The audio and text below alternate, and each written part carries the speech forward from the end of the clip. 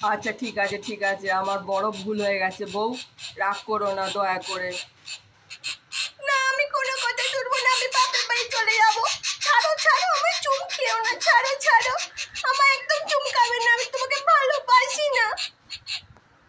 আচ্ছা কি মুশকিল রে বাবা, কাজ থেকে এলাম, একটু ভালোবাসার কথা বলবো, কোথায় বাপের বাড়ি চলে যাবে বলছে।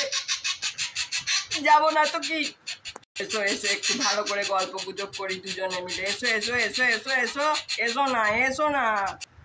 না কথা বলবো না, তুমি চলে যাও, এখন ঘর থেকে বেরো, আমি একাই থাকবো আমার ঘরের মধ্যে।